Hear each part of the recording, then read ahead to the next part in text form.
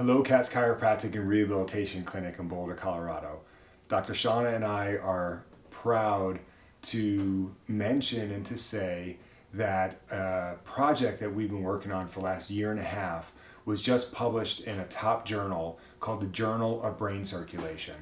So what this title is, and the title of the paper is Increase in Cerebral Blood Flow Indicated by Increased Cerebral Arterial Area and Pixel Intensity on Brain Magnetic Resonance Angiogram Following Correction of Cervical Lordosis. This was from myself, Dr. Evan Katz, Dr. Shauna Katz, Dr. Curtis Fedorchik, Douglas Lightstone, Dr. Douglas Lightstone, Chris Bannock, and Jesse Podol, PhD. And thank you all for the amount of time that you put into this to help get this information out to the public. Again, published in 2019, Journal of Brain Circulation. What we did was we took multiple patients that had abnormal cervical curves, and we mentioned to our patients and on this site that abnormal cervical curves lead to worse findings and can lead to worse outcomes and worse findings.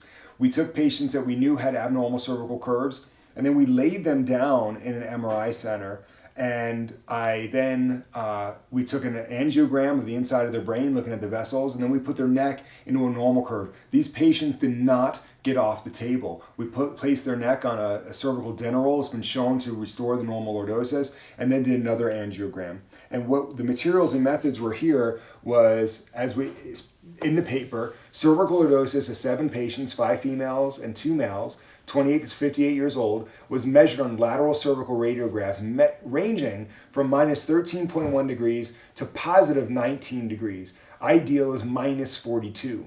The brain MRIs were analyzed for pixel intensities representing blood flow. Pixel intensity of the cerebral vasculature was quantified and percentage change was determined.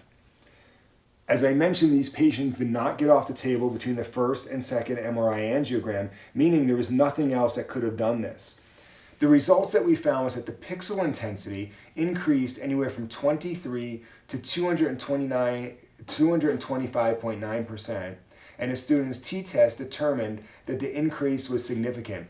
Regression analysis of the change in pixel intensity versus the cervical lordosis showed that as the deviation from a normal cervical lordosis increases, percentage change in pixel intensity on MRI decreases. So what that meant was, as the neck was further from normal, there was decreased blood flow, and as the neck got closer to normal, we saw more blood flow back into the brain. Here I'm going to put the first picture. The gray, as you see here, next to the picture of red, is inside the brain. These are vessels, and then we took what's called a region of interest to measure the pixel intensity to determine if there was more blood flow.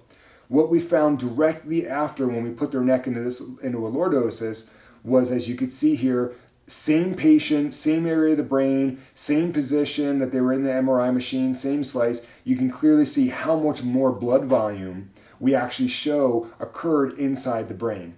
What we mentioned in this paper here, and I'm reading this right from the paper that got published, while the clinical impact of loss of cervical lordosis on various health measures is well documented, there are not many studies measuring the clinical impact of cervical lordosis on the cerebral vasculature and addressing pathophysiologic mechanisms.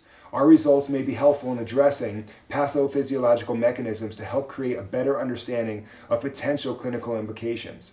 Substantial evidence suggests that the neurodegenerative process for dementia and Alzheimer's disease is initiated by chronic cerebral hypoperfusion. Cervicogenic headache is a relative common and still controversial form of headache arising from the structures in the neck. So we are so proud to be able to show that by restoring the cervical lordosis, it increased blood flow. So our goal of care that we are striving for, not just for other regions such as discs and facets and central nervous system and things that have been published, but we believe this is the first paper ever showing a direct correlation between neck shape and blood flow to the brain.